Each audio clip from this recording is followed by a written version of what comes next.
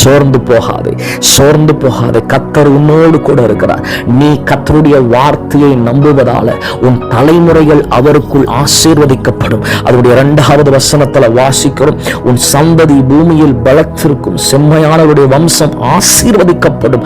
ஆண்டவராகிய இயேசு கிறிஸ்துவின் நாமத்தில் சொல்லுகிறேன், இந்த வார்த்தையை கேட்டுக்கொண்டு அவருடைய வசனத்தின் மேல் நம்பிக்கையாகவும் ஒவ்வொரு காரியத்திலும் கர்த்தரை நம்பி செயல்படுகிற தேவ பிள்ளைகளே, ஆண்டவர் உங்களை ஆசீர்வதிக்கிறது மாத்திரமல்ல, ஆண்டவர் உங்கள் பிள்ளைகளையும் உங்கள் வம்சங்களையும் தலைமுறைகளையும் ஆசீர்வதிக்க நம் ஆண்டவராகிய இயேசு கிறிஸ்து போதுமானவராக இருக்கிறார். நீங்க ஒரு நாளும் சோர்ந்து போகாதீங்க.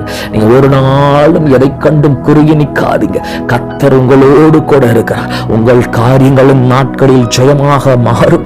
இது உங்கள் காரியங்களும் நாட்களில் ஜெயமாக மாறும். அதே 3வது வசனத்துல வாசிக்கிறோம், அவர் உங்களுடைய வீட்டை ஆசீர்வதிக்கிற தேவனாக இருக்கிறார்.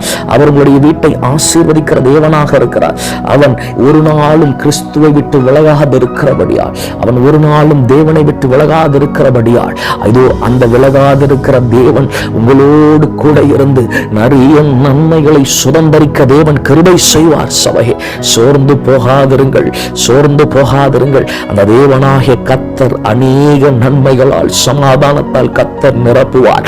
இழந்து போனதை கண்டு ஒரு நாளும் சோர்ந்து போகாதே.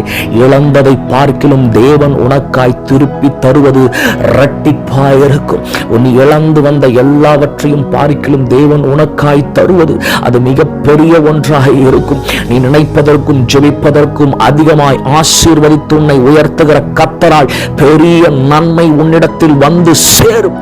நம்பிக்கை வீண் போகாது, நம்பிக்கை வீண் போகாது. கர்த்தருடைய வார்த்தையின் மேல் நீ வைத்திருக்கிற நம்பிக்கை ஒரு நாளும் உன்னை வெட்கப்படுத்தாது.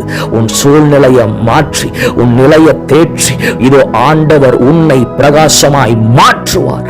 தேசத்திலும் இருக்கிற இடத்திலும் போகிற எல்லா இடத்திலும் ஆண்டவராகிய இயேசு கிறிஸ்துவுக்கு நீயும் உன் பிள்ளைகளும் உன் தலைமுறைகளும் சாட்சியாக இருப்பீர்கள்.